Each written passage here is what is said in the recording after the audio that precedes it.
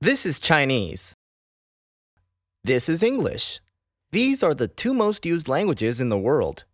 Most English speakers found it difficult to learn Chinese characters because its writing system is so different from English alphabet. But how exactly are they different? Well, English word is phonetic. The Latin alphabets are corresponding to pronunciation. Chinese character is semantic, meaning the symbols resemble the physical objects. For example, the character mountain is evolved from the Oracle bone script, which is a pictogram of the mountain. English words are written on horizontal lines, while Chinese characters are written on grids. English words are formed by 26 alphabet letters. Chinese characters are formed by 31 strokes.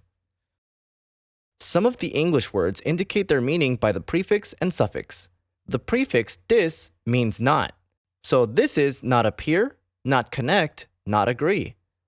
Chinese characters, on the other hand, indicate their meaning by the radicals. Wait, but what is a radical? Radical is the component that creates the characters. This is a radical. This is a radical.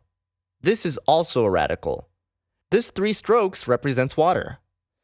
So if you ever see these characters with the 3 strokes, it is usually associated with water.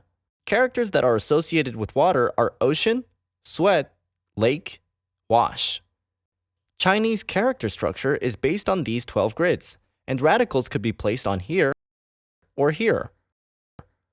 You probably are overwhelmed by now. Maybe a better way to understand it is to think out of characters and understand Chinese characters from English perspectives.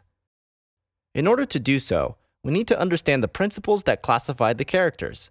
There are 6 principles known as Liu Shu, or traditional sixfold classification. The first principle is pictograms, which the characters resemble the symbol of the object. This is the character for field. It looks like a grid, which is how the field looks like from bird's eye view. If you apply this principle to English, it looks like this. This grid structure resembles the field.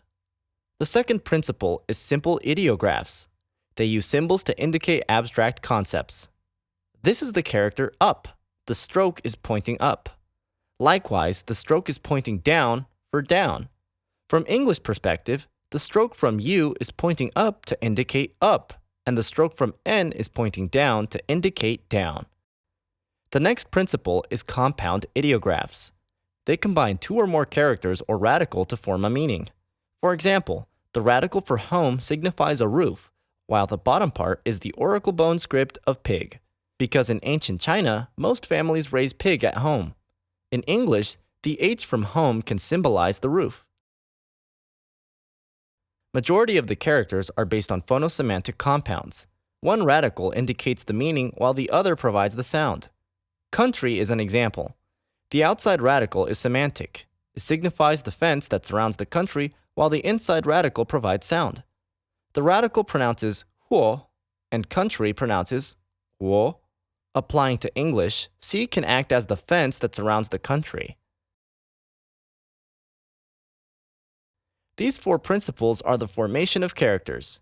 However, the next 2 principles do not form any new characters, they use existing characters. Transformed cognates are characters that have the same radicals and have similar meaning.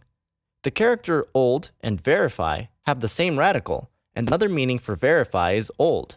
In English, the American spelling and British spelling of color would be an example of this principle because they have the same meaning and similar spelling. The last principle is phonetic loan. They are characters borrowed from another character that has the same pronunciation. Here is an example. The character back and north both pronounce bay. This is also known as homophone, where which and which pronounce the same. Although Chinese and English have very different writing systems, applying Chinese character principles to English makes it easier to learn Chinese.